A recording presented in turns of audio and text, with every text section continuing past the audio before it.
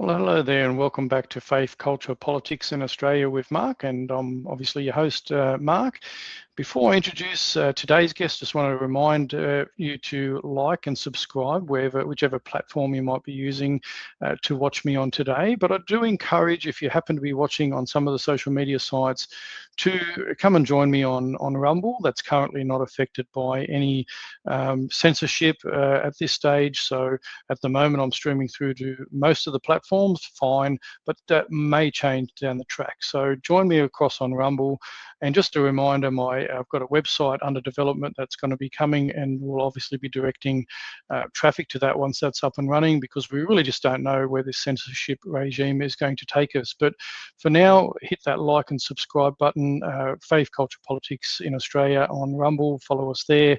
And I'll do a quick introduction to our guest and before we bring him on. So just go through a little bit of a blurb for Barry, Barry Green. So Barry is someone who's been asking uncomfortable questions about food, power, and information long before it was fashionable and long before it was safe to do so in mainstream media. Barry Green is a long-time community radio broadcaster, station founder and managing director of Western Tourist Media, and independent media advocate based in regional Western Australia. For decades, his work has focused on giving local voices space, not just to be heard, but to be preserved through community and tourist radio. Around 2018, Barry began broadcasting conversation that challenged dominant narratives around food, health, and agriculture. Through interviews on regenerative farming, corporate control of food systems, and the growing gap between public health messaging and biological reality, he reached a turning point.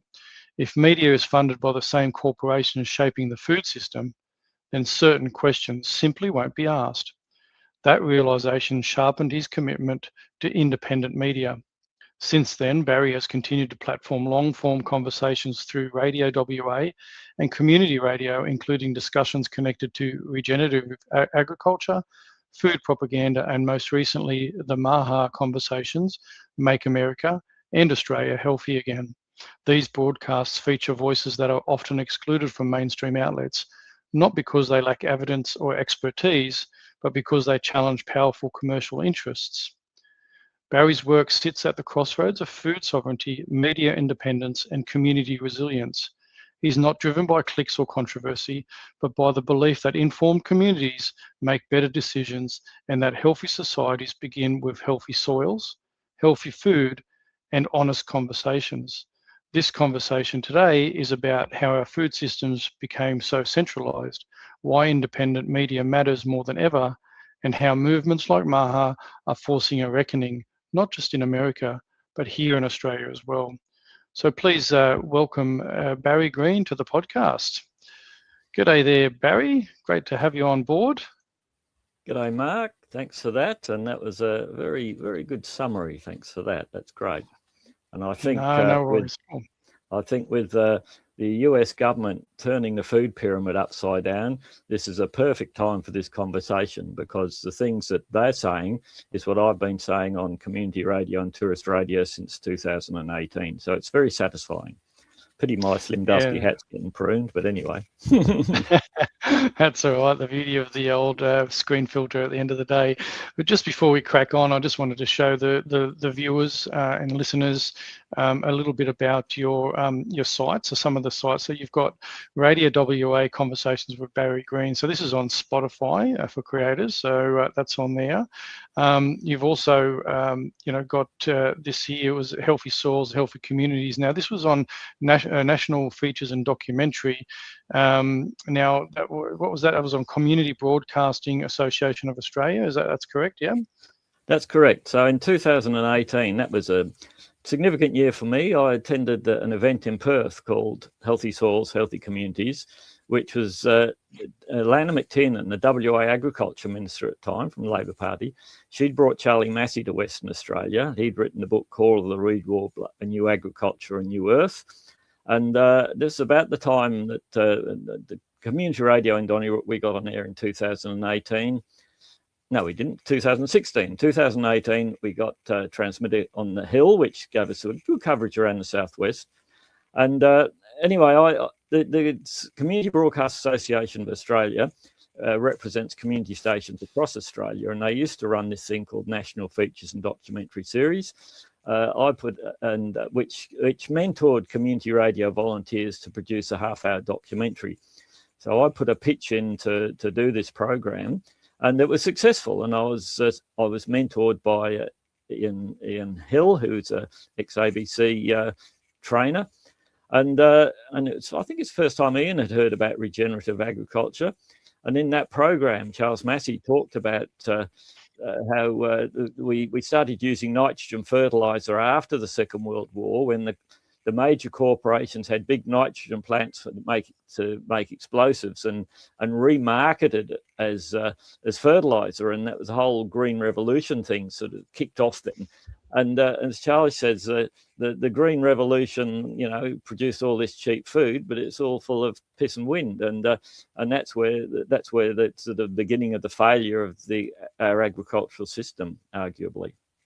Yeah, and I'll just bring up. Thanks for explaining that in a bit more detail. I just wanted to go through a couple of more of the websites. So now this is touristradio.com.au. So this is where a lot of the transcripts from some of the broadcasts are on as well. So this is obviously the transcripts page, but then you've obviously got like a main page as well, so people can check out. So there's a lot of information there as well. So that's touristradio.com.au, and you have also. Let me just double check that. You have also the radio. Yeah, go on. Yep. The Tourist Radio website. Mm-hmm. The website looks like it was created by a radio tech and an organic farmer 25 years ago, because it was. And it's not a fancy site, but I see it as a portal. So, and in tourism, the big issue is accommodation businesses. The big online booking engines are taking 20% offshore. What I've endeavoured to do with this is to get travellers connected direct to local businesses so they can book direct. And so I guess what all of us in the independent media are doing is exploring the business model of the new media, and this is where it's such an exciting space to be in. Yeah, no, exactly right. And the other thing I was just going to say before we before we kind of get into some conversation, you also, Smart Soil also had a bit of a segment with you as well. That's on YouTube on the Smart Soil media channel. And then also, as well as that, is Beyond Labels podcast. There you spoke there. That's over 7 years ago, that particular link there. But obviously I'm going to speak a little bit more about Dr.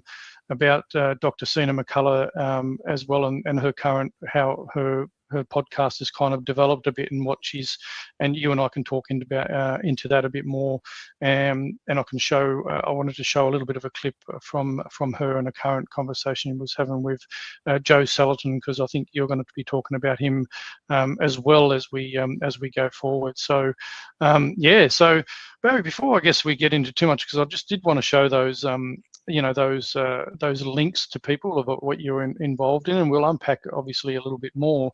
But I guess before we kind of go into the systems of media, I want people to understand kind of, I guess, you a bit more. How do you describe what you do now, I guess, in your own words? Yeah, good question. Well, I've always thought I'm radically conservative.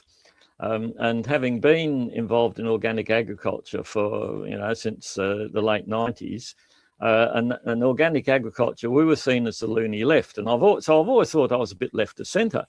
And I used to love the ABC. But ever since they vilified those of us who question the narrative around COVID and volunteered to be part of the control group in Greg Hunt's vaccine trial, I simply no longer trust them.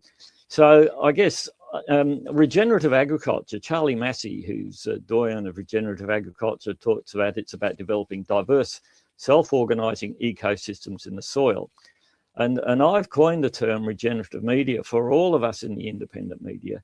And we are developing a diverse, self-organising ecosystem. So on the independent regenerative media page of the Tourist Radio website, I link to other independent broadcasters, including Dr. John Campbell, and I'll link to yours when you're up, and Club Grubbery, but the Dr. John Campbell one's really interesting, and I think it shows the complete farce of what Albanese is doing. I think he's very much the emperor has no clothes, and I've spent most of my life feeling like the emperor, the boy who cried the emperor has no clothes.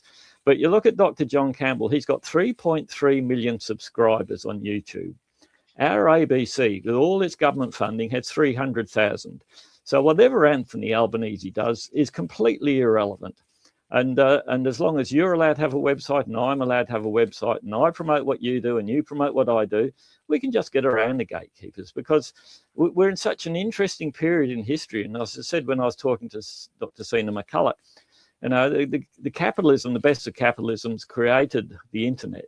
And so as long as I'm allowed to promote what you do and you're allowed to promote what I do, we can just get around the gatekeepers. So this is developing a diverse self-organizing ecosystem. And this fits in perfectly with what the US government's just done in turning the food pyramid upside down.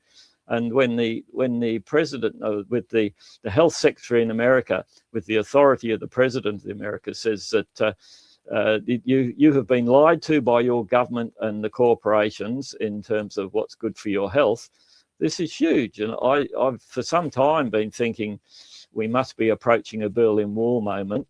And I think the Berlin Wall came down and we said, all right, it's proved communism stuffed, capitalism's the way to go. And we've been on this extreme capitalism path, which is just as bad as communism. It's all about unelected elites telling everybody else what to do.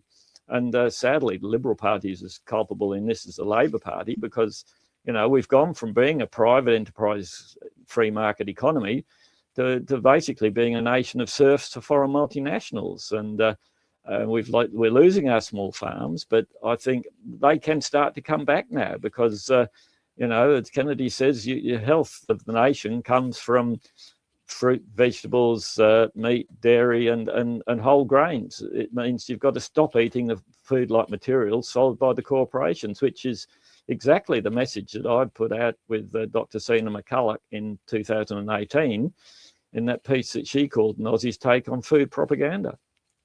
Yeah, no, exactly right. And there's obviously a lot to be unpacked there in regards to the unelected think tanks and these meetings across the world. We've currently got one going at the moment with Davos, with, organised through the World Economic Forum, and these have had, and I've talked about this myself, they had lots of influence and social engineering in regards to their policies for the world, and a lot of our governments have adopted them. So, and there's definitely a lot to unpack there. But I guess going back a little bit to, earlier days, growing up in regional WA, what did community actually mean to you back then? Obviously, it goes back a little while. What do you say to that?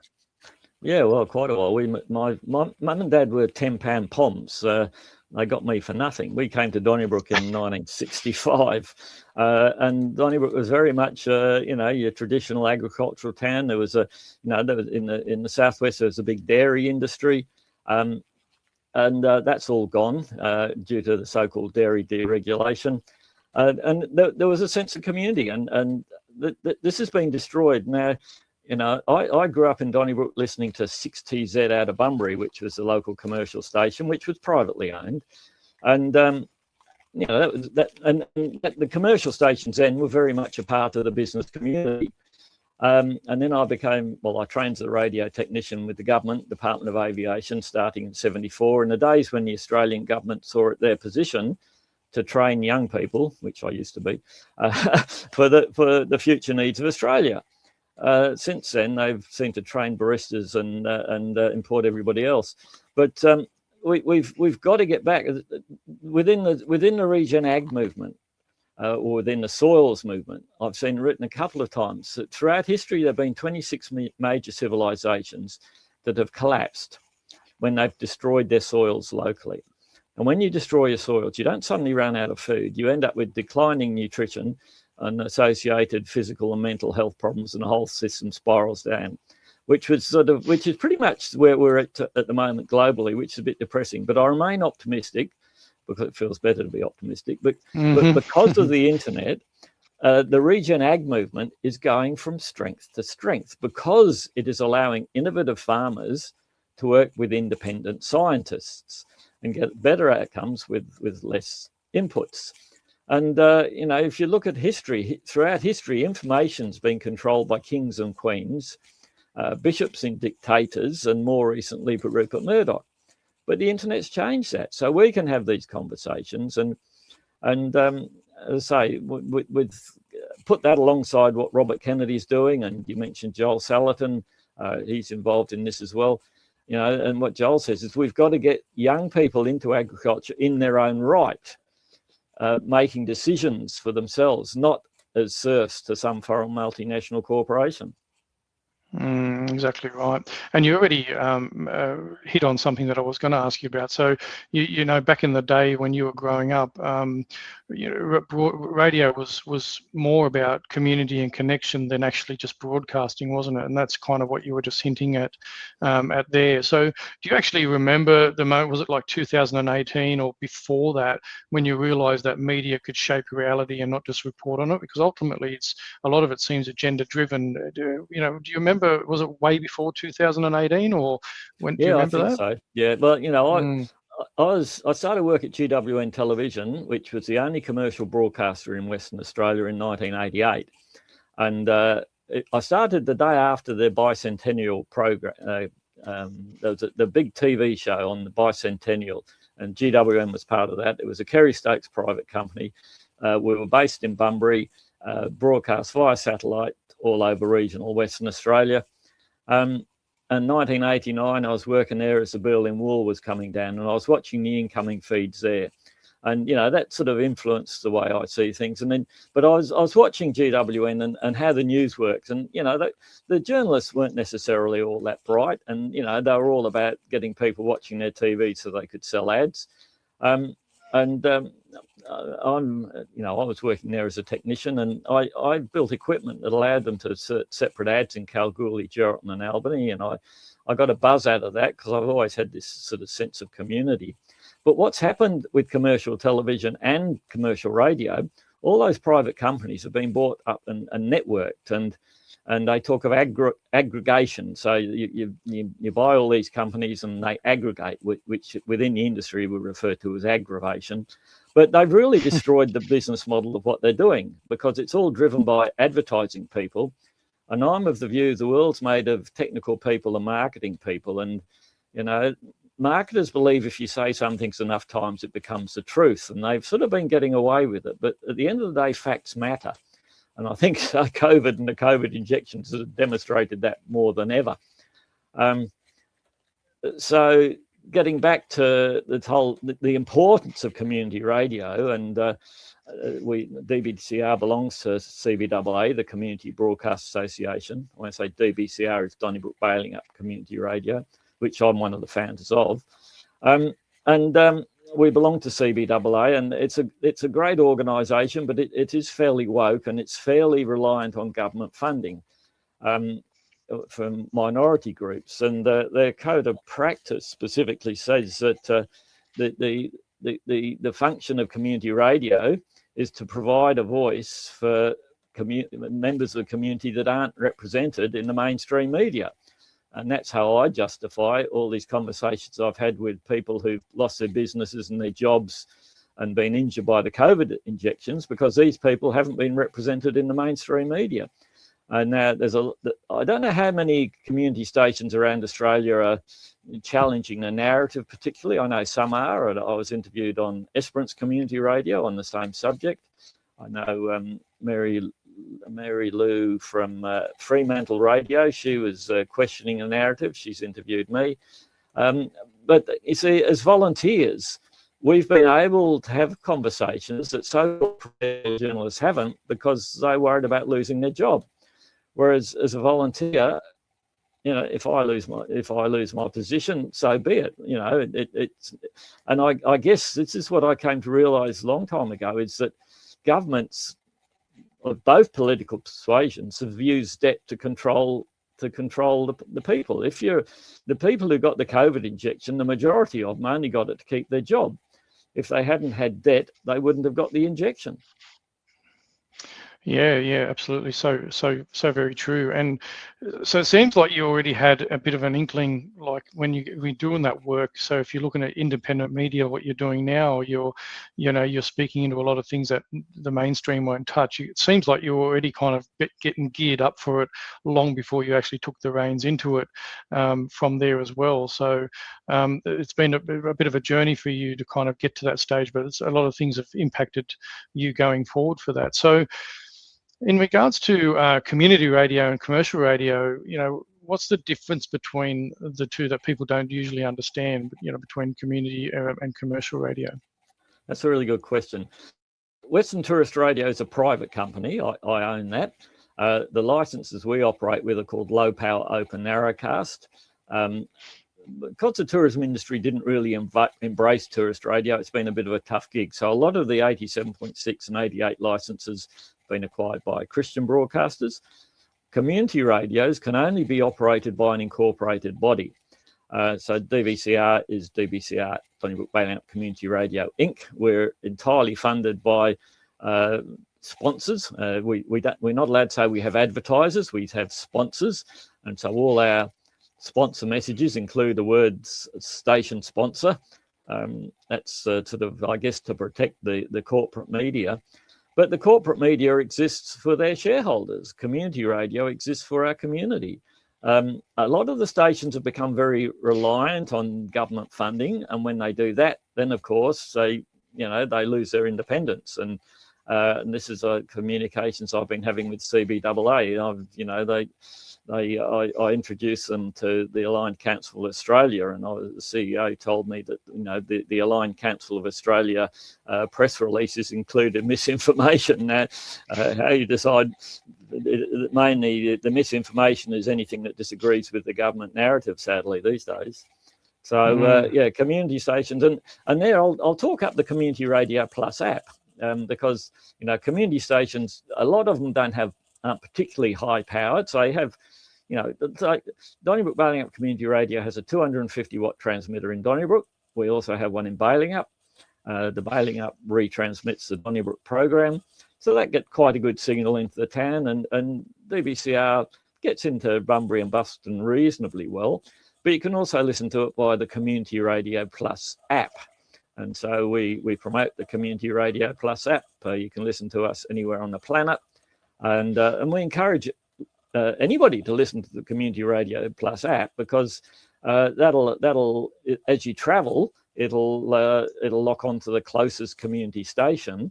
And if you are traveling, it makes much more sense to listen to the local community station, because they are the local community. Whereas if you listen to the commercials, the ABC, it's pretty much a national program and not relevant to locals increasingly. And again, as much as I used to be a dedicated ABC listener, I loved the ABC. It's all I ever listened to and watched, but I simply no longer trust them. But they're part of this great emergency broadcaster bureaucracy. And in Western Australia, if there's a bushfire anywhere, every half hour you get all these warnings and sirens, and most of the time it's completely irrelevant to where people are, and it just creates fear. Whereas community radio, we can provide a local voice. Now, we're not allowed to call ourselves emergency broadcaster, but we've got local knowledge, and many of the community stations that exist were actually formed after the big fires 20 or 30 years ago, recognizing the importance of a local voice in an emergency situation. Because, you listen to the ABC, and most of the time they get the pronunciations of the towns wrong anyway. And they've just got absolutely no local knowledge. And I think this is where local knowledge is so important. And it's something that, I recognised years ago that accountants don't comprehend that. But people on the ground, local knowledge is everything. Yeah, exactly right. And you mentioned the Community Radio Plus app. So I just had a look it up. So it's on both the App Store and the Apple Store. People can download it there and check it out. It's the Community Radio Plus app, and it's run by Community Broadcast Association of Australia by the look of it. So that's correct. Yep. Yeah. And if you get the app and search for DBCR, Donnybrook Balingup Community Radio will come up, and it would be really nice if we, out of this, if we see a bit of a spike in listeners on DBCR. And I think you'll like the music. We've Neil, who's our music man, is a musician himself, and so he understands music. We provide a voice for local musicians on Friday at 11 o'clock. A local girl, Beth Cheer, who's a musician, she has a live and local program, and we play the classics, but and this across Australia, is the government recognises the importance of community broadcasters in providing an outlet for independent musicians. Yeah, exactly right. And I want to take this quick, really cheeky opportunity while I can, Barry, because we talked about sponsorship and support and all that sort of stuff and government funding. So if anybody is at all interested, they can buy me a coffee via my Buy Me the Coffee link at Buy Me a Coffee, Mark Neugebauer. But if you've got pay ID, info@fcpaustralia.com, and that obviously cuts the platform charges, as Buy Me a Coffee does take that. So if you want it to go straight to me, then it's info@fcpaustralia.com via your pay ID email option. So just thought I'd take that quick opportunity, Barry, before we keep going, seeing that we are doing a community service, and it is obviously community run and people run. So if you like what I'm bringing to you or what Barry's bringing to you, then look at supporting or becoming a sponsor in any way, shape that you can. So I kind of wanted to touch on a little bit too, because I guess the beautiful thing is, while you're on that, Mark, if I could, what you're talking about there, I absolutely support what you're doing there. And what's happening is we are inventing the business model of the new media, because the business model of the old media has failed, because the mainstream media is paid for by advertising from big food, big ag, big retail, big government, big gambling, big everything. And so much of the big food is driven by big ag, which is making people sick, and big pharma advertise. But in Australia, big pharma doesn't so much advertise, but they get the government to do their advertising in Australia. Contemplate that. Yeah, exactly right. And you raise a really good point. And this is a tricky question then, going back to what you're saying.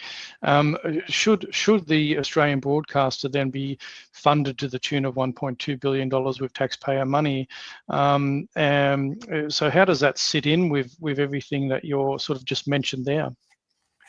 Well, that's a really good question. And as I said in the past, I always believed in the ABC, and I think until fairly recently, they were fairly reasonable, but maybe I was wrong. I don't know, but they've certainly got an agenda, and that I just can't figure that.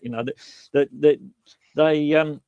they always stood up for minority groups. And when I interviewed Dr. Judy Wileman in April 2022, before the 2022 election. Anybody watching you, I'm sure, knows of Dr. Judy Wileman. And I said at the time, and that was interesting because at that stage, we hadn't participated in the vaccine trial. And at that stage, I hadn't had COVID. And to be honest, I wasn't altogether sure I'd done the right thing in not getting the jab. But I said in talking to Judy, the ABC has always stood up for minority groups, but they vilified this minority group that didn't participate in the vaccine trial in a way they'd never vilify the blacks or the gays. Now, in saying that, I mean absolutely no disrespect to Aboriginal people. In fact, I have the greatest respect for Aboriginal people and Indigenous culture. And in 2015, I recorded a conversation with Gina Williams, who's an Aboriginal girl I used to work with at GWN. She used to produce featured in a program called Milbindi, which was a GWN Aboriginal program. She went on to become a singer and produce the first Aboriginal Noongar language CD called Kalyakul. And I interviewed her about that for Tourist Radio. And in that conversation, I came to realise that Aboriginal cultural, corporate and ecological knowledge has been passed down through storytelling. And in our culture, the storytelling's been taken over by the advertising executives and delivered their message through my old employer, commercial television. we've got so much to learn from the Aboriginal people, especially in relation to management of the Australian landscape. And the Aboriginal people used to, burn in their traditional burning. And my wife's grandmother came to Boyup Brook in the early 1900s. And when I was talking to her in the early 1980s, I said, how did you go out at Boyup with fires when you were first there? And she said, well, it wasn't a problem because at that stage, the Aboriginal people were still doing their traditional burning. So we've known about that. And they didn't get the massive fires that we're getting now. And the Aboriginal people say, country needs people. And it absolutely does. And so you've got this crazy situation where our council has just approved Woodside, a 1,000-acre so-called carbon farm, where they buy 1,000 acres of agricultural land that used to feed Australians and put a fence around it and, let it go wild. That's taken people out of the area, and that will burn because, and there'd be nobody there to put the bloody fire out. So it's crazy. But I grew up in Donnybrook in the 60s, and the talk then was all get big or get out. And it's sort of made sense. But I now see it differently. I see this was all part of the globalist agenda to get people out of the regions into the cities where they're dependent on the government for food. But like I say, country needs people. The regions need people, and they need we need lots, and this is what's exciting about the Maha movement. There's a realization we need lots of small to medium-sized food producers, because as corporate farms, we're heading down the same path as Russia did with their famines, because corporate farms are no different to big government farms. Big is bad, whether it's private or government.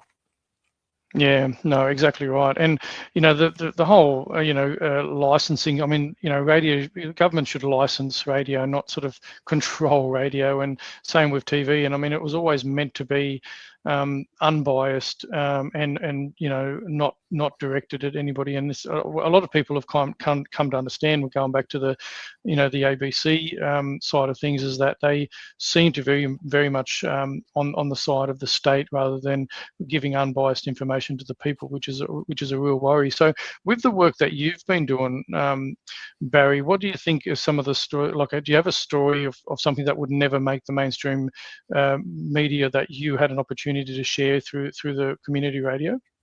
Well, I guess I have been flying under the radar, and I've always been inspired by Michael Gray Griffiths and Johnny Larter and Graham Hood, and and I've had them both on my community radio.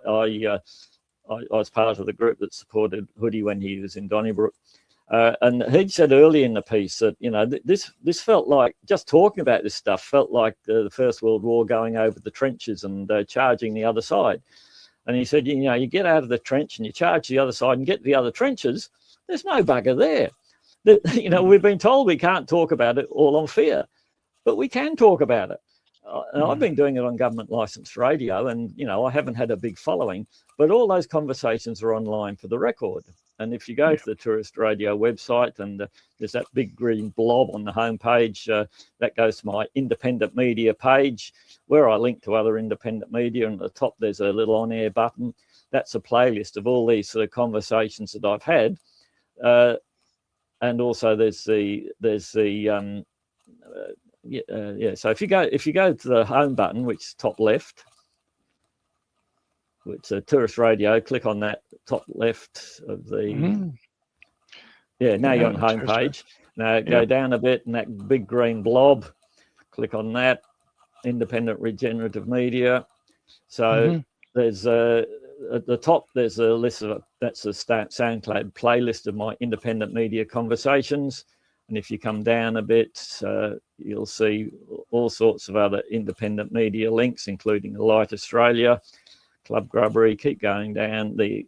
It's my Regen Ag conversations and the COVID conversations, and they're all conversations that you won't have heard in the mainstream media, and they're online for the record and stored offline for the record as well, because you've got to understand history. They will write a history on this period of time, and and so what you and people like us are doing is really important, and that's where the Light Australia is so important, because this is a hard copy. Now where do we go? This that's not going to work, but that's a hard copy, and you can go to thelightaustralia.com and download all the back issues as PDFs, and so download them, print them out, and then when these goons try to wipe all this information off the internet, we've still got the hard copy. We'll win this war because they're not that bright, the other side, and they've built all their empires on this digital ID and all this.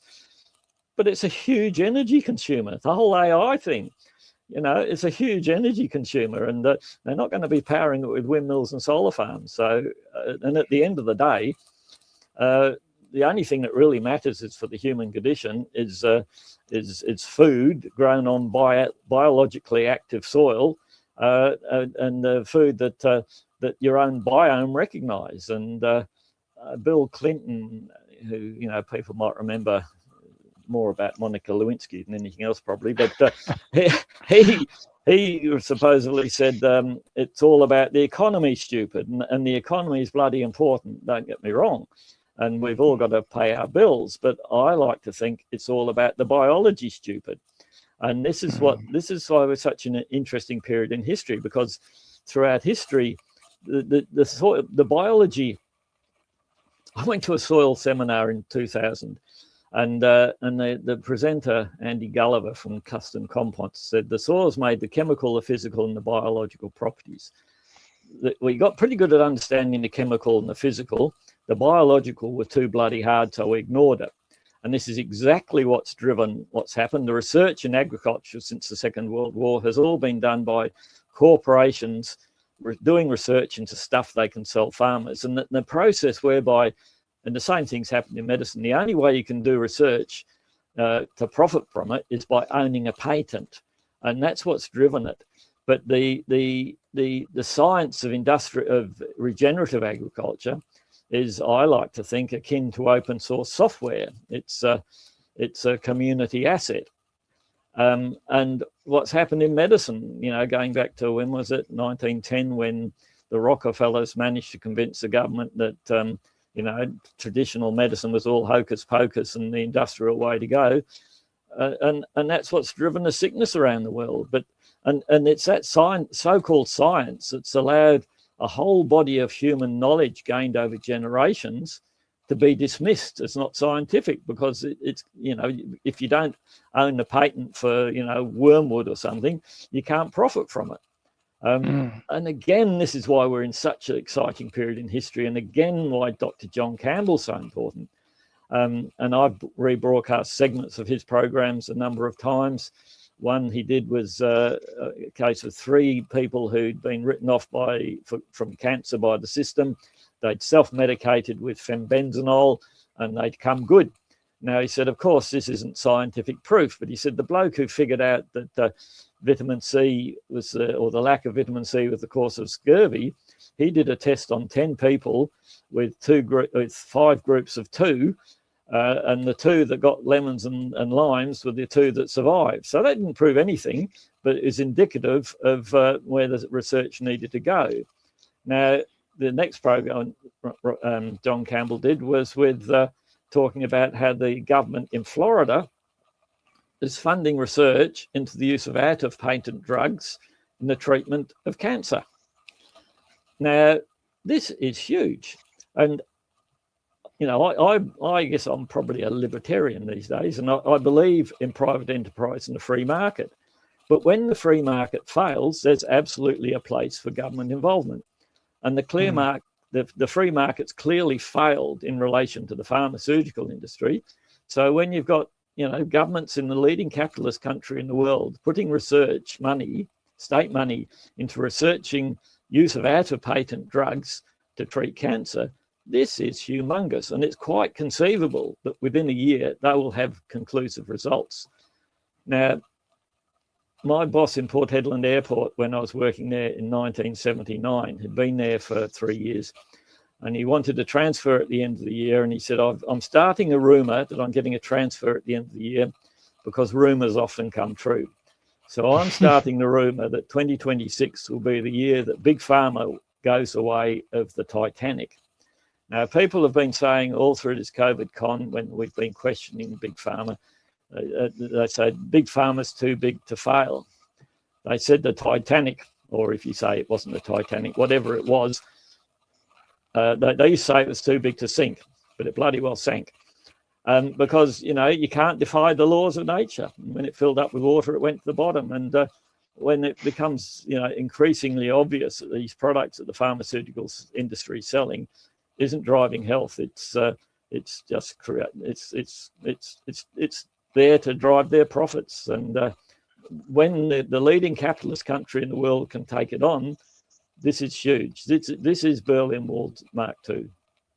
Yeah, and it's interesting you say that about obviously through COVID and the pharmaceutical industry as well, because the food industry and pharmaceutical sort of tying together, because we're probably going to unpack that a little bit more anyway. But with the pyramid being upside down, the food pyramid, so there's and plus we're looking at environmental factors, we're looking at what we consume. And I was watching a bit of an episode that after you sent me the link of Beyond Labels with Sina McCullough and Joe Selaton. Joel Selaton, yeah, and they were talking about the impacts of Alzheimer's or Parkinson's, and it was really interesting because, as a lot of people know, I do a podcast with former Dr. Bruce Pay, and he does a lot of research into a lot of stuff, and he was saying, looking at the links for medical procedures in the arm, and the rise of these sort of neurological diseases, these kind of immune impacting kind of issues. And so it's a massive attack from all fronts, isn't it? It's like your food, the environmental impact of spraying and all these sorts of things, plus also injectable medicines. It kind of all comes in together to impact our lives. So people should be much more open to and aware to have these conversations and not just brush them off as, these people are bucking the trends against powerful, corporations. It's really just, here's the information, ignore it at your own peril. And I might just really quickly play that little bit of a clip. It's an end clip of one of her things there. I'll just quickly play that. So are you thinking of it, just to clarify, are you thinking of it that are they presenting this, that Parkinson's is something that invades? Yeah. As opposed to something that comes internally?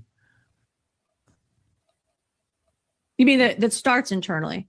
Yeah. Yeah. Yes. So yes, the idea is Parkinson's begins where your body interfaces with the modern world. Right. Through breathing and through ingesting.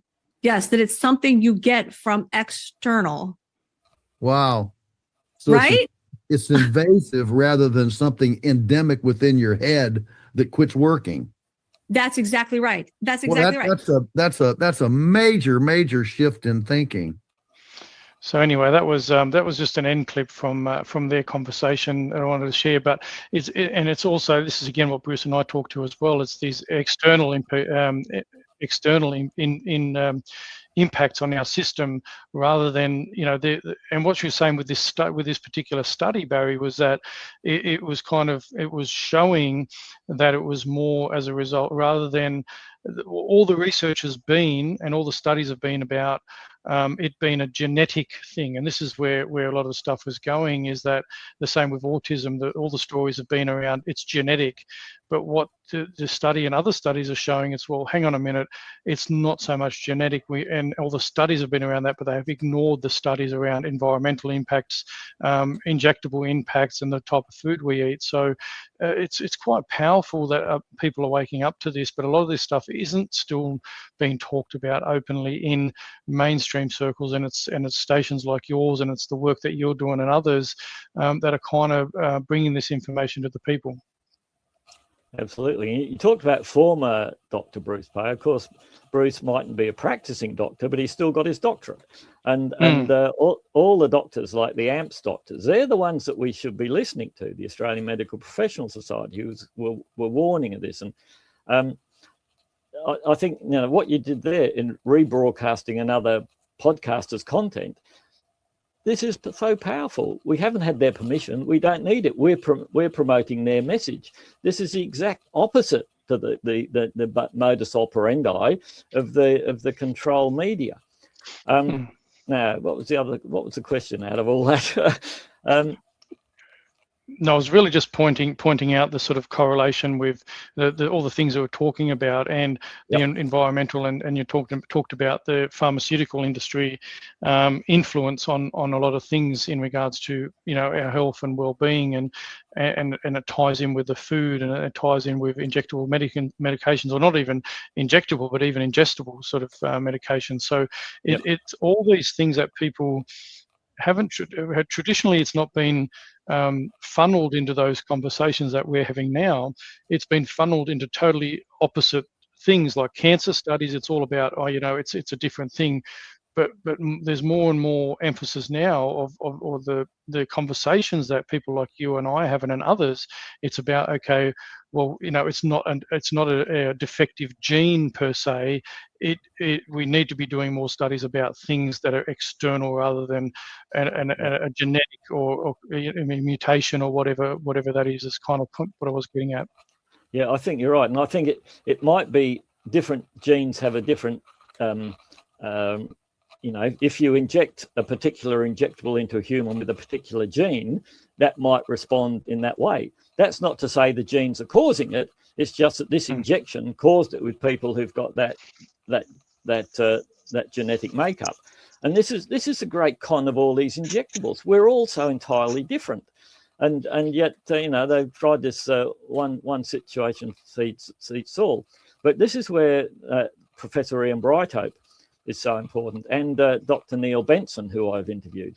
Both of them started their careers in agriculture and biology, and you know, in agriculture we're about productivity, and if farmers managed their livestock the way we manage human beings, they'd have gone broke years ago.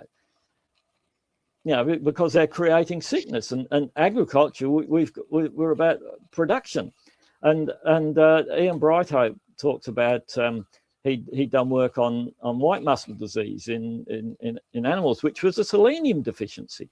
And then he went on to be a doctor, and, you know, they were all told, oh, it's got nothing to do with what you eat, because their business model didn't allow that. And all our doctors that, you know, Neil had come out of, you know, had 6-7 years outside of the medical system, as did Dr. Neil Benson, who I've interviewed and who's written the book, his book's On the Origins of Diseases. I don't know if that's not going to work. There you go. On the Origins of Diseases. And he's no longer doctoring it either, because we lost all our best doctors, because sadly the vaccine mandate resulted in all the critical thinkers being kicked out of government and big business. So we're left with the box tickers.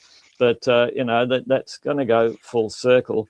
And, you know, it's a sort of scientific way that they want to overcomplicate things. Whereas a line I like to use is that we should produce food the way God or evolution, whichever you choose to believe in, intended, not the way some corporations figures making the best return to shareholders. And there's a very good video called The Mission Make America Healthy Again, which I've promoted on my community radio program, and I broadcast to. It's a half-hour video. The main speakers are Dr. Robert Malone and Joel Salatin. And Joel talks about how in America, and I imagine it was much the same here a generation or two ago, families spent about 18% of their income on food and about 9% on medical. Now they're spending 9% on food and 18% on medical. You know, Houston, we have a problem.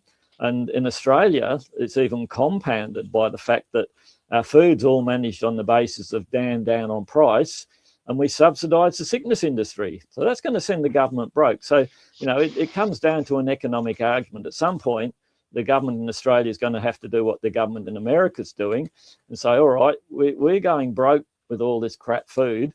We've got to start making decent food, whole food, and it creates great opportunities for small to medium-sized farms again. And, you know, we talk about defence, and we're spending billions of dollars on defence hardware. there's no point in spending all this money if we're reliant on imported foods, which increasingly we are. And even our big agricultural industry, which is driven by NPK farming, nitrogen, phosphate, potassium, that's so reliant on imports. So, you know, if you know, some foreign country decides to blockade us, we're stuffed. And it'll be your local farmers that feed you. So, you know, these things go in cycles, and the sooner we wake up to this, the better. Yeah, and I think the sooner we change the government, it might help as well. Well, I'm not sure that it'll make a lot of difference, actually, because no. you know, the Liberal Party set up the free trade agreements, which have done so much damage to Australian business. And a friend of mine had a manufacturing business, and when the free trade agreements were signed, he was supplying equipment to the mining industry. But when the free trade agreement signed, the mining companies, which were all largely foreign owned, started buying us stuff cheaper from overseas. So, you know, we're not even getting the local value of production from the mining industry. Yeah. Yeah, it looks like we've been undermined as a nation for decades, and it just continues. Yeah, 100%. Shifting across to kind of a bit of the regenerative agriculture and healthy systems. So you often say that healthy societies start with healthy soils. Can you unpack that a bit more for people, for the audience? Well, the food is the foundation of our civilization, to use the Aboriginal term, always has been and always will be. And the biology in the soil is what makes it active. And the term organic agriculture has got, you know, there's been negative around it. It's been perceived as hippie, loony, left sort of stuff. But the origins of the term organic agriculture is about building the organic matter in the soil. And organic matter is carbon. And this is where regenerative agriculture, really based using big ruminant animals and grazing management, and Alan Savory from the Savory Institute's a thought leader in this. The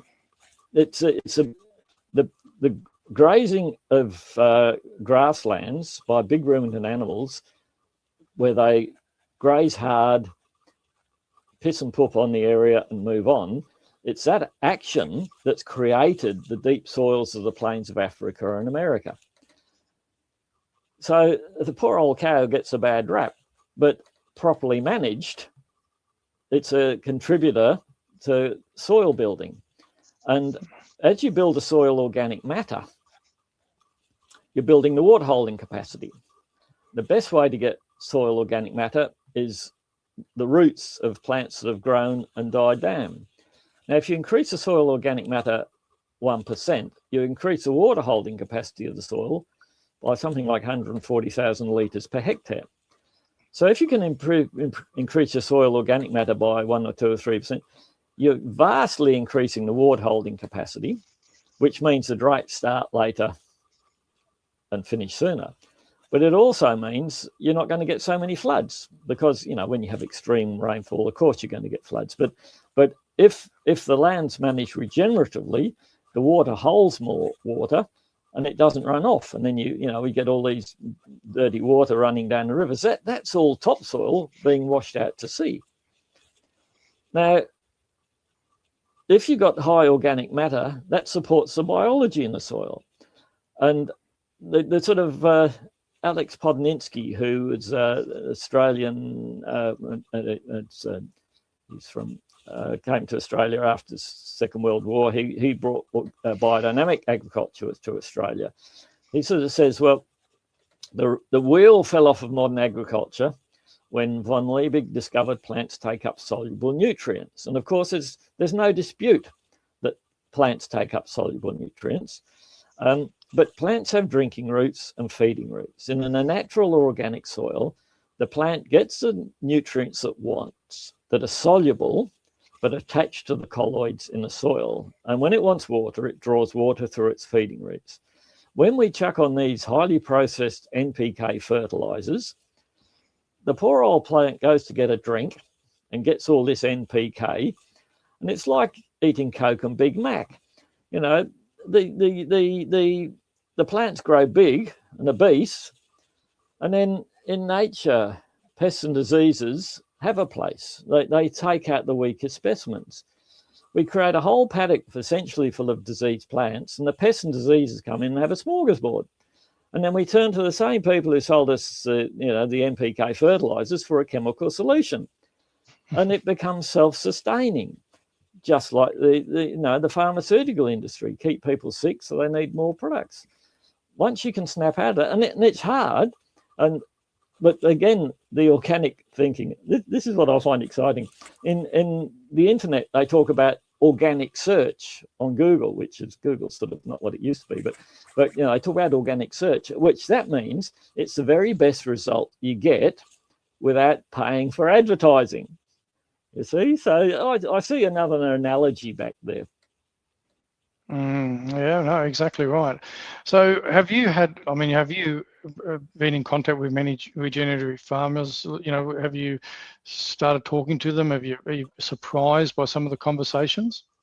Well, I was involved, we've had organic certification. I was involved in the formation. Well, we had an organic biodynamic meat co-op, which was formed in 2007. I was involved in that. Unfortunately, it's no longer a co-op, but it is continuing as a private business. But that's been impacted by because we used to have lots of family abattoirs.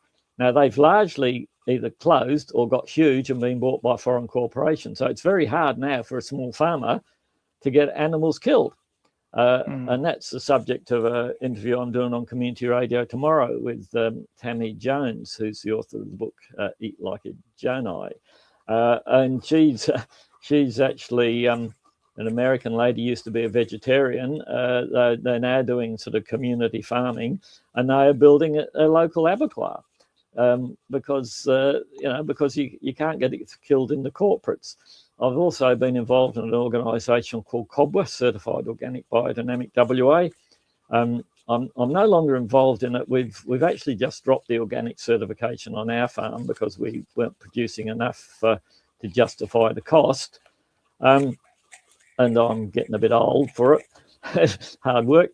But, working your own farm, if you're getting a recent return, is great. But working for bugger all isn't all that flash.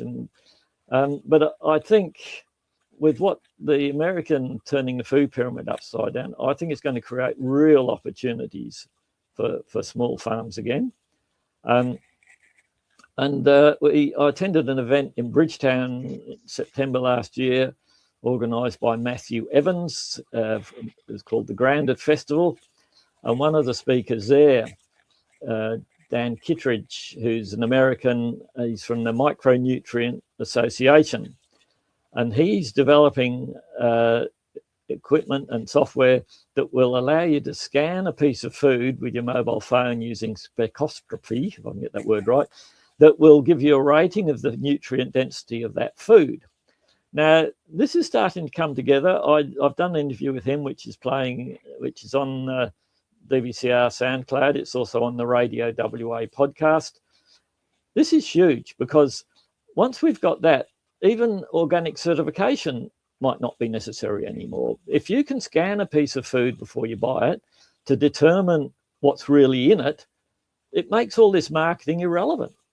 And, so we talk about, there's this notion that if you can't measure something, it doesn't exist, which I sort of understand, but it's like, there's so much that we don't measure because we don't want to know. But the nutrient density of food grown off of biologically active soil is much higher than the nutrient density of stuff grown with essentially hydroponics.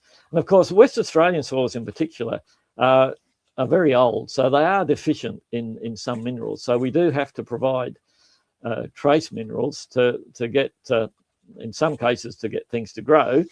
But there's also minerals that we need in it as humans that the plants mightn't necessarily need to grow.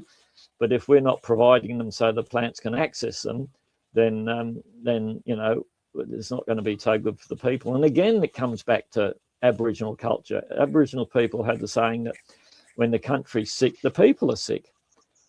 There's just so much in ancient knowledge of all the traditional cultures that You know, we've got this superiority over the complex over them, which in many cases is completely unwarranted. Yeah, because it's all been geared around, profits and power and control, isn't it? I mean, ultimately, Absolutely. rather than the well-being of our fellow mankind. And Yep. this whole narrative, and I've done a bit of research into this myself. This whole group think of people that believe that there's too many people. They've shaped this narrative. The world, if we all work together, actually has potential to hold the capacity of 15, 20 plus billion people. So, for them to turn around and say that 8 billion is too much and whatever, if we actually work together rather than for the benefit of people that want to control. I'm not sure if we can support that number of people, especially not with when you look at the energy consumption of the Western world. You might be able to if you're living traditional cultures, but I don't think you can if you're driving cars all around the place and all that sort of thing, especially when you build houses on your most productive agricultural land. There's a huge problem there. I'd actually believe the carbon dioxide climate change argument, because when we bought our farm in 1988, the scientists were saying the southwest was going to dry out, and certainly that's our experience. The dams aren't filling up, the creeks aren't running. I'm not as convinced now that it's CO2 is the mechanism of it, but either way, we're being told we've got to use all these so-called clean energy. And that we've got carbon farms that's taking agricultural land out of food production. That doesn't make sense. But I think we've got to start growing food closer to where it's consumed, because at the moment we're shifting food all around the world. There's a huge energy consumption in that. And by the time it's moved all around the world, fresh fruit and veg start to lose nutrition from the moment it's picked. So a piece of fruit that's come from the other side of the planet might look all right, but it's got a fraction of the nutrient it had in it when it was picked. We've got to get back to producing food close to where it's consumed, and whether that's city gardens and your fruit and certainly your vegetables probably all need to be grown within the city bounds. Fruit needs a bit more space, so that needs to be grown further, and grains. Well, I think we've got to produce a lot less grains. We certainly shouldn't be growing grains to feed to cattle in feedlots. And sheep and cattle. They need to be run regeneratively on. So a lot of these areas that are getting massive fires have been destocked. Now, if they were still being grazed, the livestock would be reducing the fire hazard and producing a quality human protein at the same time. There's talk about nitrogen fertilizer. We shouldn't be using artificial nitrogen fertilizer. That's just made out of fossil fuel. And if you're using your livestock in the system properly, you don't need it. But it's a changed agricultural model to what we've been in. We in Western Australia, I'm told they used to 10, 15 years ago there was something like 15,000 grain farmers. Now it's down to 3. This is a very unstable system, and permaculture that has a concept of stability through diversity. And my take is that you've got competing ideologies between economies of scale and stability through diversity. And I understand the economies of scale thing, but as you lose your diversity, you become increasingly vulnerable. And so again, this is where the regen ag thing comes in, and the independent media with completely different ideas, because you talk about groupthink, and this is what's the ABC is a classic example of groupthink going on there. And also the internationalists, because a lot of the policies driven from those international think tanks and stuff. And if we go back to just a little bit around that, the capacity for our world to hold more, it's kind of in that concept of small nuclear modular reactors as well, which we're not looking at the moment. We're putting thousands of acres of panels on productive farmland and everything, whereas we could be looking at small nuclear reactors, which can then look at powering other things. We're looking, we could look at running water from flood-prone North Queensland through the centre of Australia for all sorts of things. But we're putting so much money into junk where we could be looking and working together to looking at the food supply, like you said, is is a massive thing that needs to be focused on. And I just don't think that city folk really, they're so apathetic that people don't really think about this enough. They just think, well, it's on the supermarket shelf. It doesn't matter where it comes from, whether it comes from, another place of the world. And you nailed it perfectly in regards to, food coming from overseas and growing it locally. We could have proper quarter-acre blocks and encourage people to grow a lot of their own, fruits and vegetables, bits and pieces, and you have your farmers, buying direct from farm to gate, from the gate, all these sorts of things, but this has all been discouraged because of, like you said, that corporate capitalist model, which, like you say, is kind of the other side of the communist model, right? And there's no kind of in between, right? They're just almost two sides of the same coin. They're as bad as each other, and there's no in between about this whole let's work together as for humanity, and we can all prosper. But it's not about that, which is unfortunate where we're at. But that's why we've got to continue to have these conversations and continue to build up hope and all those sorts of things. I wonder if we could just sort of segue a little bit more into the MAHA movement. So we've heard it a lot about make America healthy again, but it also translates to make Australia healthy again. And there's obviously a lot coming out of America because of that. So your content does talk into the MAHA movement. So for listeners that are unfamiliar, I think most people would be familiar, but just in case I'm getting some people that, sort of been sitting on the fence or, just come across our broadcast, what is MAHA really about beneath all the kind of slogans that they kind of mention? Well, Make America Healthy Again, the mission Make America Healthy Again video I referred to, Dr. Robert Malone spoke on it, Joel Salderton spoke in it, and I broadcast segments. If you go to the Radio WA podcast, you'll find that there. It's a realisation that health comes from the food and nutritious food. And, what Kennedy's saying in turning the food pyramid upside down, in America now, there's only something like 30% of young people are healthy enough to go into the military. This is a huge strategic problem, defense problem for America, and likewise for us. So,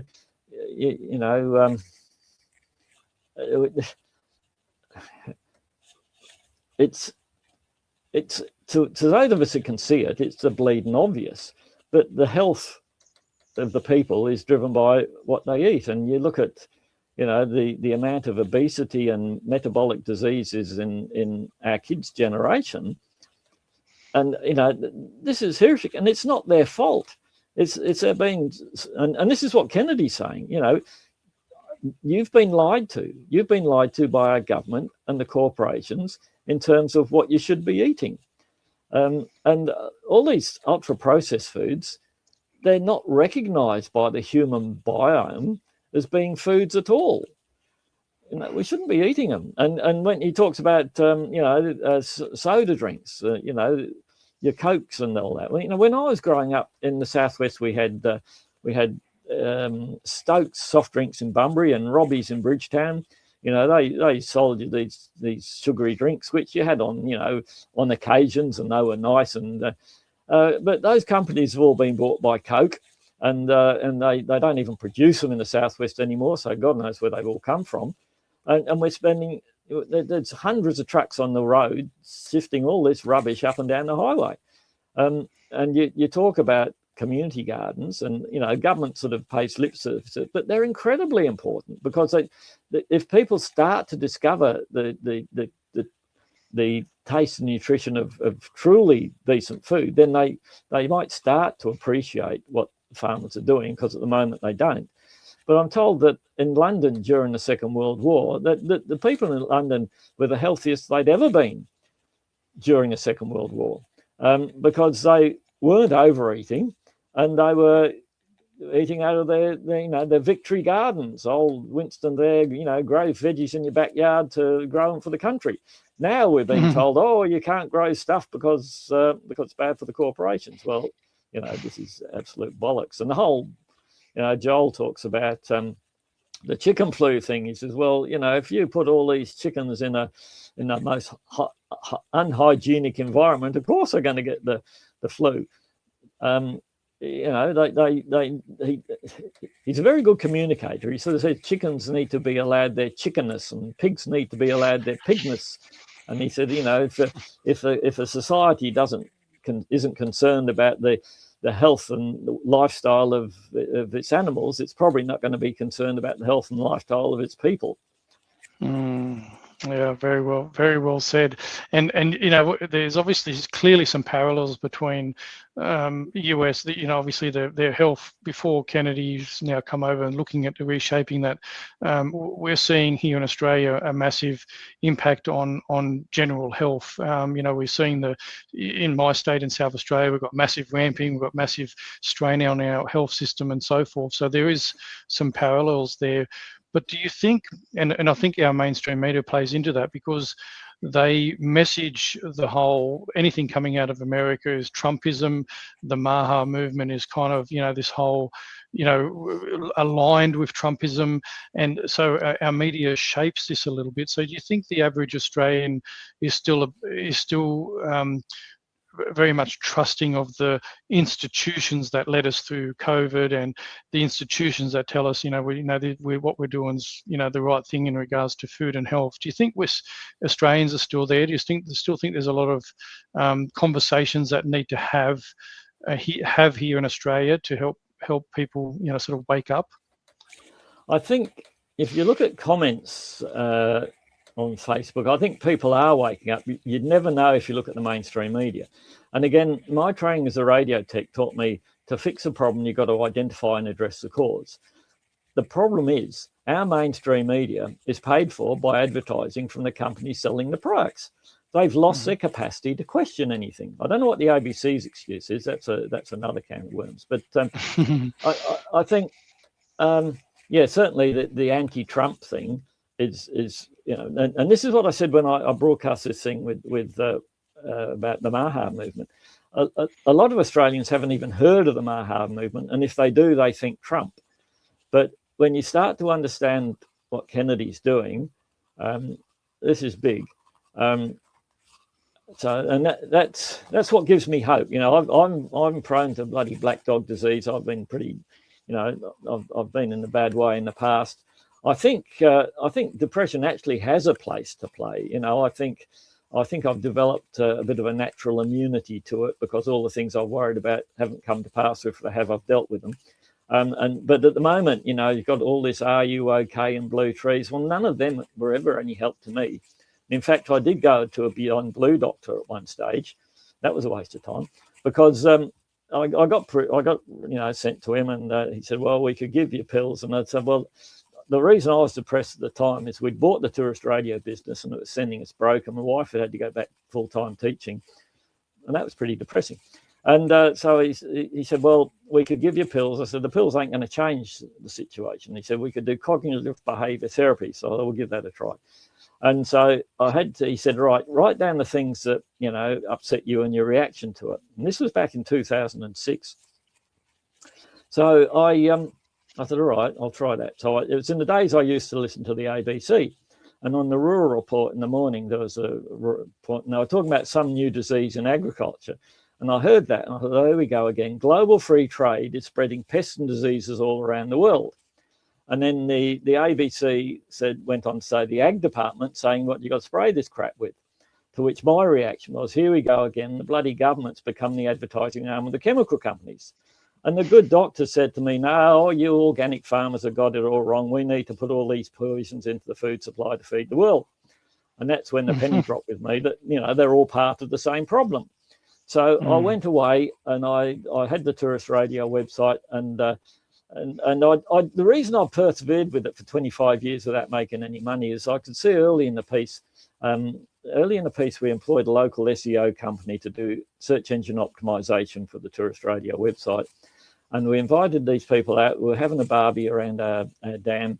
And Graham said to me, he said that the reason Google had become the most successful search engine was because they'd figured in any subject area, the more sites that linked to a particular website gave that site authority and it would come up in the rankings.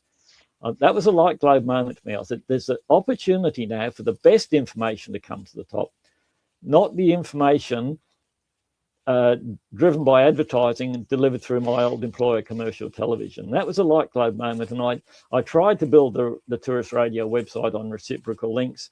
At that stage, most people in tourism businesses that had a website were being ripped off by website designers that charged them an arm and leg to do anything. So that didn't really work. But, you know, the basic systems still apply. Now, Google has since been taken over by marketers, and so they've lost their basics. But as I said, you know, we can still talk each other up.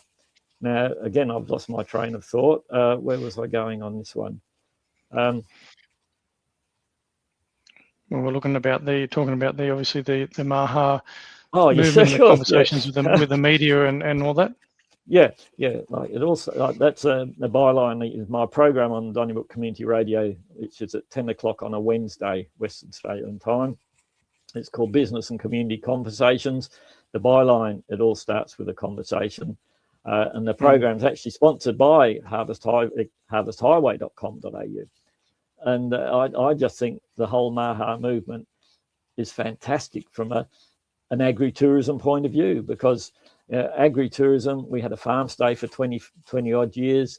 I used to enjoy having conversations with people staying there and talking about food production. And, you know, people, really smart people, have got no idea. We were walking through the orchard one time, and the orchard was, you know, it was deciduous. There was no leaves on the tree. And the lady said to me, "So it's apple season, is it?" And I said, "Well, does it look like it?"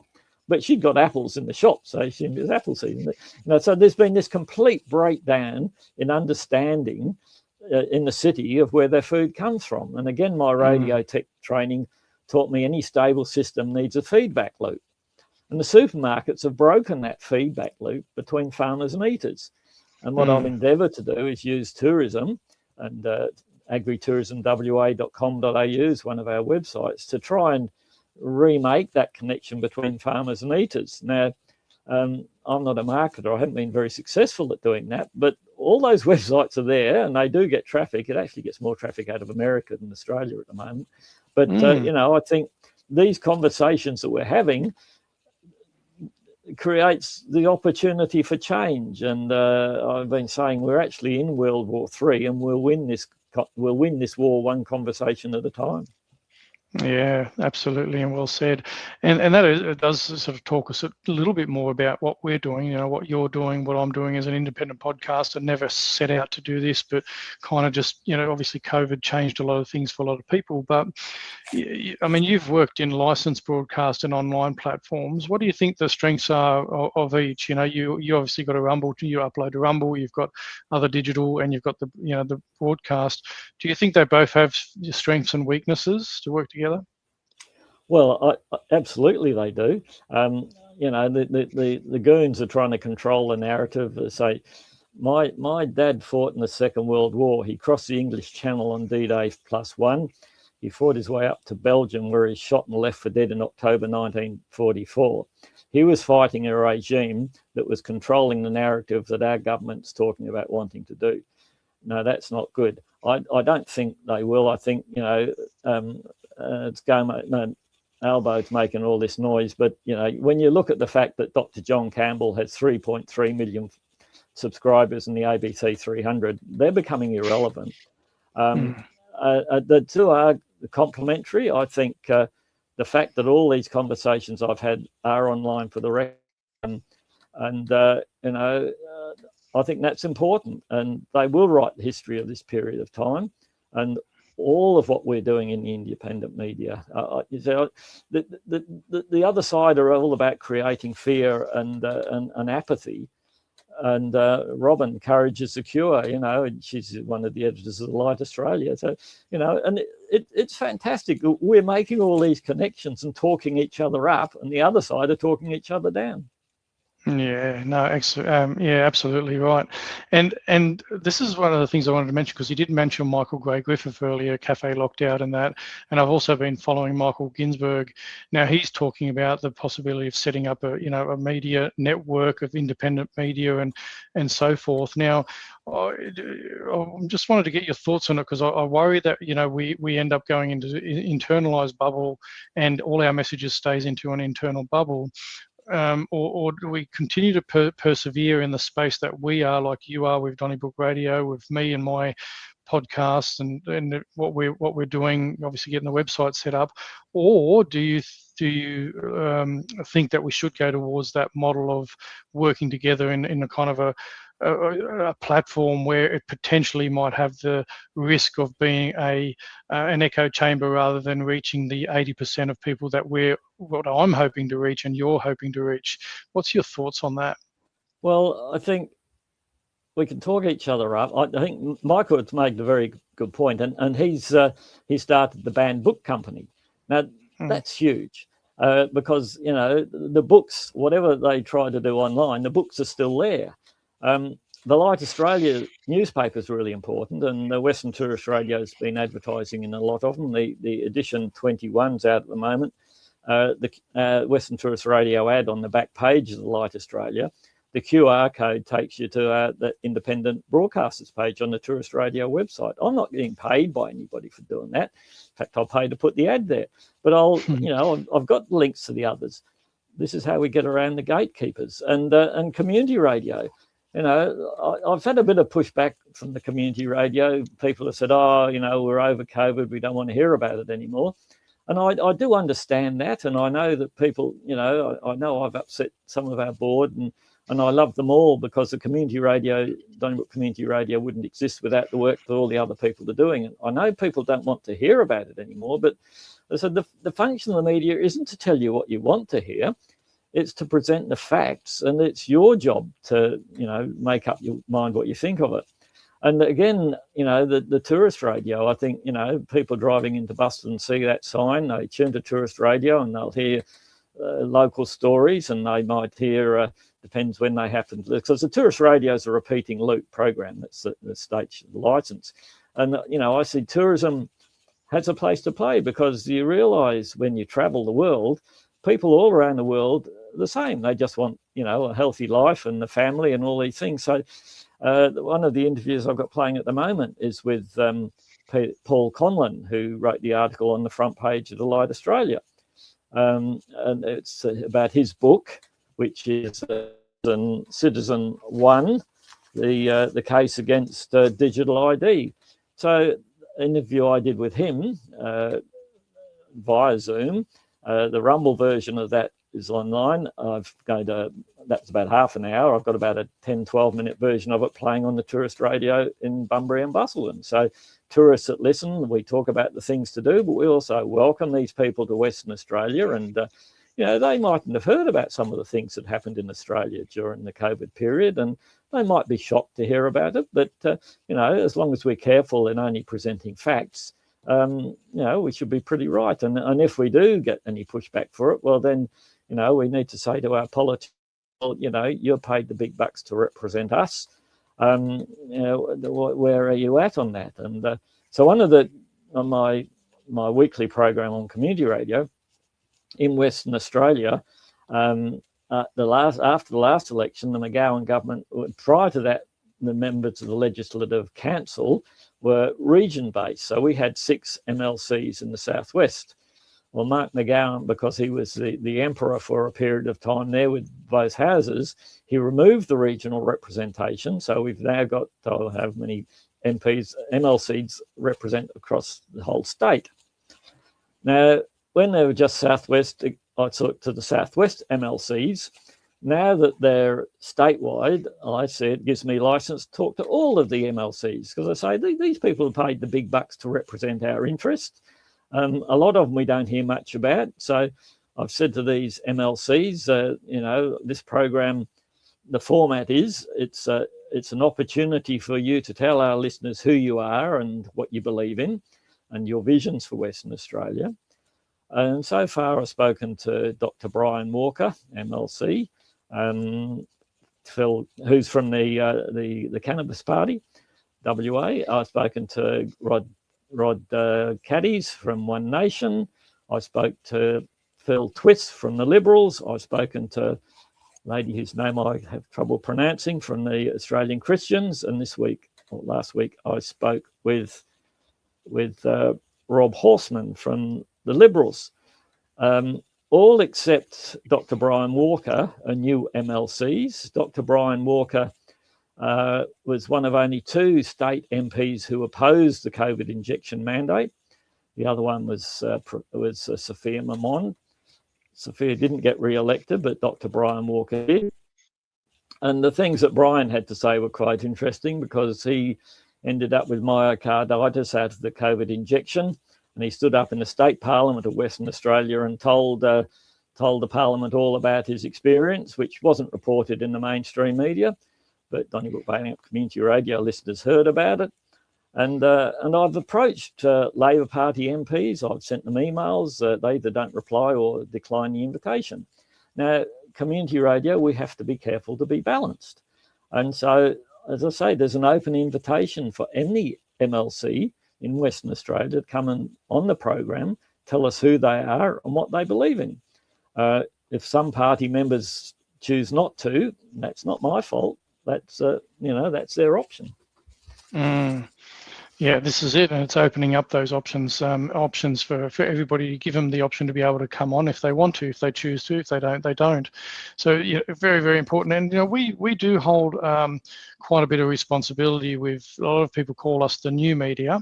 So we do, and there's obviously bantied around all through politics at the moment, and it's coming from international actors, misinformation and disinformation and so forth. And I know through COVID, I was quite vocal. I was reactionary a lot. There was so much happening. I at times got things wrong as well. But there is quite a responsibility on us as we move forward and as we grow and we mature, for us to make sure that we get things right, because there is people deliberately out there that muddy the well to make movement that pushes back against a lot of narratives, to paint us all in the same brush, right? So it's really incumbent on us to make sure that we that we get it right. There's a bit of responsibility there for us as well, isn't there, in our messaging and that? Do you agree with that? Absolutely, and that's something I've always taken very seriously in relation to the tourist radio. But it's been a funny experience, because as a private company, a lot of people in government and tourism bureaucracy say, well, how many people listen? And I haven't been able to say. So they more or less dismiss it out of hand, which, that means that I can put stuff up there and they don't know about it.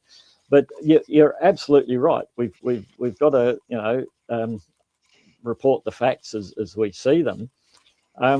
And I think, that we've been this period of time when, we were vilified for questioning the narrative. And there was this division that's been created, and it's classic divide and rule. So we were divided over the vax and the no vax, and then we were divided over the vote and the no vote. Now we're being divided over the, if you're old or young.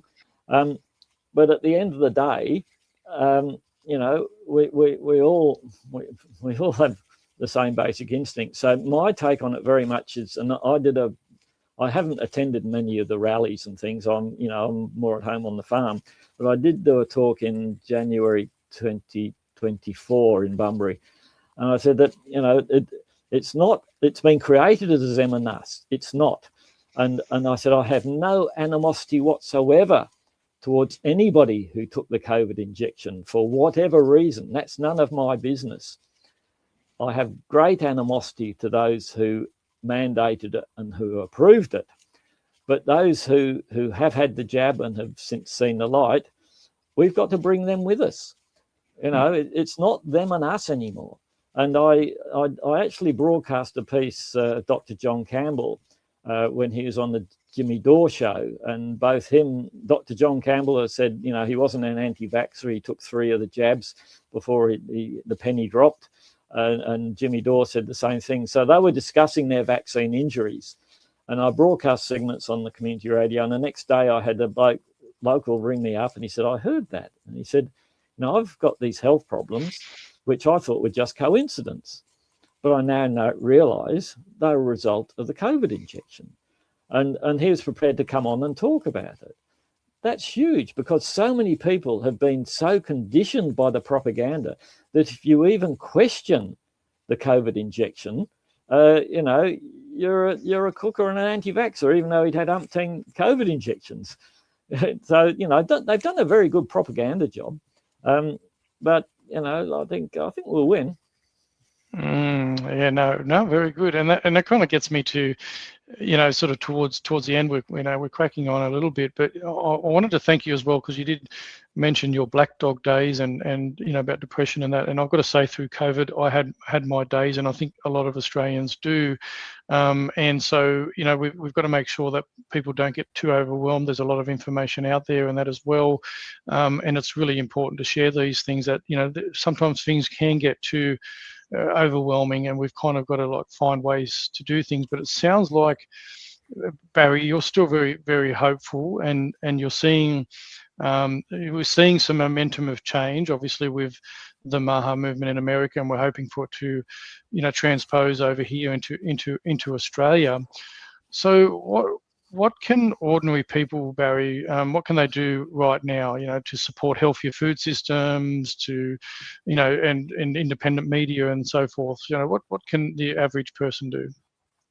Well, so one of my inspirations has been Hoodie, and I've got my Club Grubbery t-shirt on, and Hoodie always finishes with the line, what you did yesterday got you to today.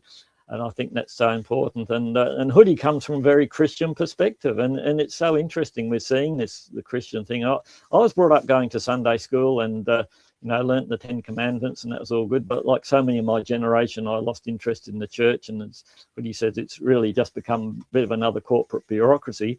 But the fundamentals of Christianity are still sound.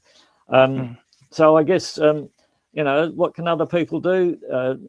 As they become aware of it, and be aware of the power of your conversation, like the Light Australia, the whole philosophy of the Light Australia is to leave the newspaper lying around in cafes and people pick it up and start to read it and get some questioning things. And you can, I've come to the view, you can influence people more by listening than by talking.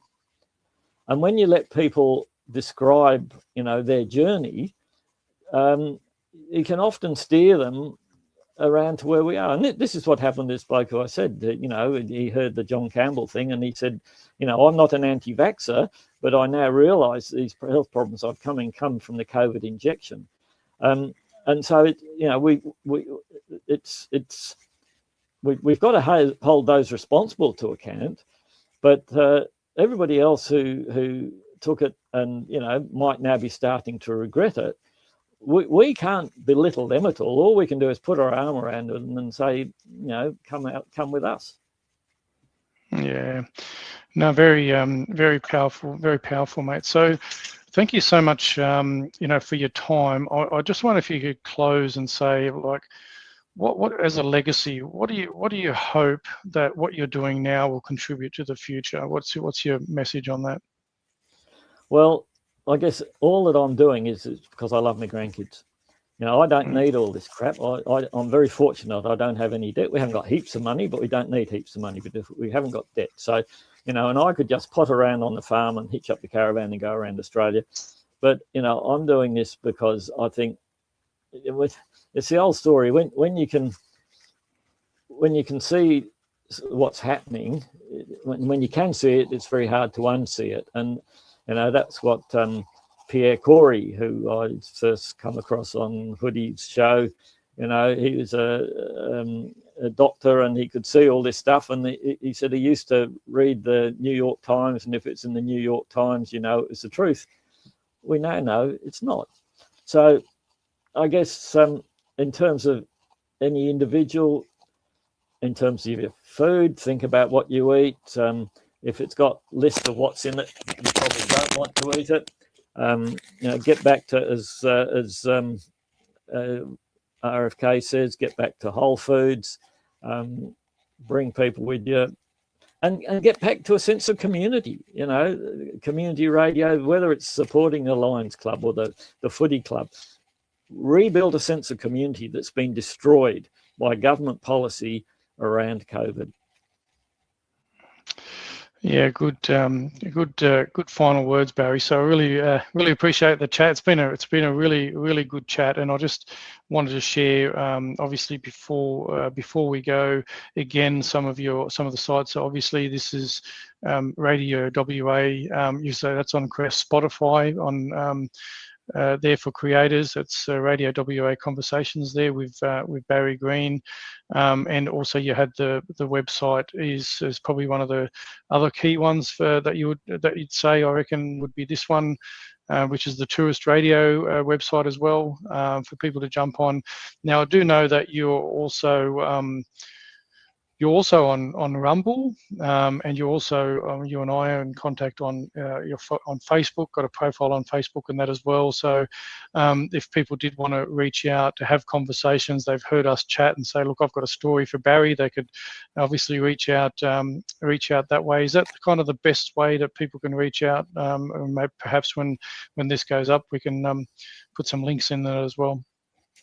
Yeah, I guess. I don't particularly like Facebook. It's a bit like fire. It's a good friend and a bad enemy. The radio interviews I do on Rumble, if I use Zoom for the radio interviews, I post them to Rumble. As a radio man, I hate to admit that video content seems to get more than straight audio. But of course, the audio content is much less data, uses much less data. So I guess that's relevant. If you search Google for the Radio WA podcast, that'll come up. We are trying to figure out the business model. What I've been trying to do is get tourism businesses to pay us a little bit of money each year to be on our website, and we'll link direct to their website. The tourist radio stations have a limited range. That's the nature of the license. But if you go and say the touristradio.com.au/Bunbury or Busselton or Donnybrook, there's links to businesses in those towns, and the top left there's a link to the on-air button. It'll be a playlist of audio pertaining to those towns.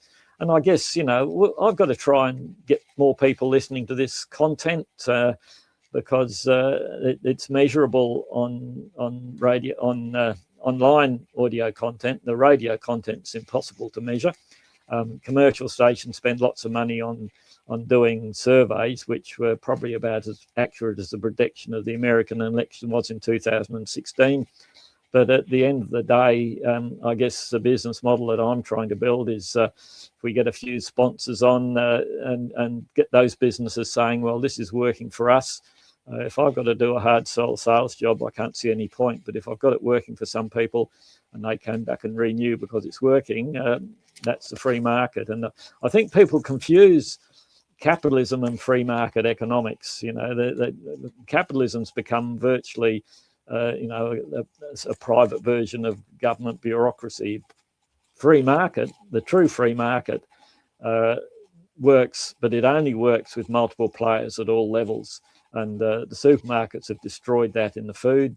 But those of us in the independent media can rebuild the private enterprise free market system, Mark.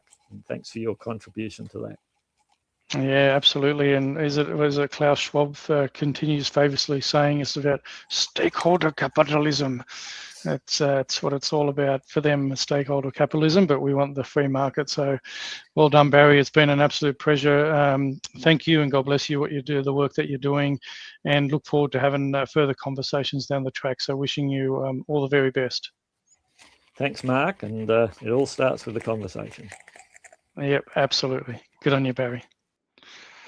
Well, there you go, guys. That was Barry Green, and I hope you enjoyed the conversation with Barry, a bit more of a long-form conversation. And as mentioned before, if you do want to support a media like myself as well, consider supporting as well. None of my stuff will go behind a paywall, and 100% relying on you. If you see value in what I've brought to you, is you could have that option of buying me a coffee, or through your bank, you can do pay ID info@fcpaustralia.com. But for now, I hope you have a great rest of your day. And as I always say, God bless this great nation of Australia. Wishing you all the very, very best.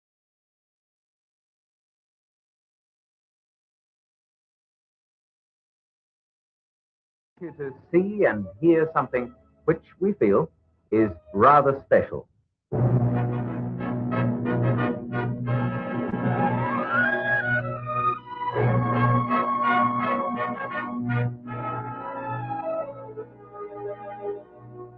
Here in this God-given land of ours, Australia, This proud possession, our own piece of earth, that was built by our fathers who pioneered our heritage. Here in Australia, the land of our birth.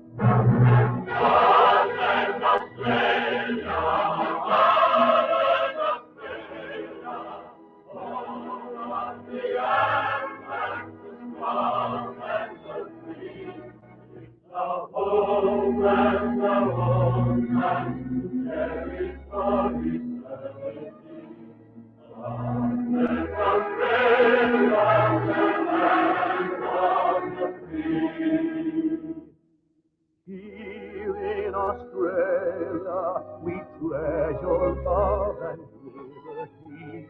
Our way of life, all for one, one for all. We're a peace, love, embrace, but should danger ever threaten us, let the world know we will answer the call. God bless Australia, God bless Australia, home of the land, the strong and the free. It's the homeland, to cherish for eternity. God bless Australia, the land of the free. God bless Australia, home of the land, the strong and the free. It's the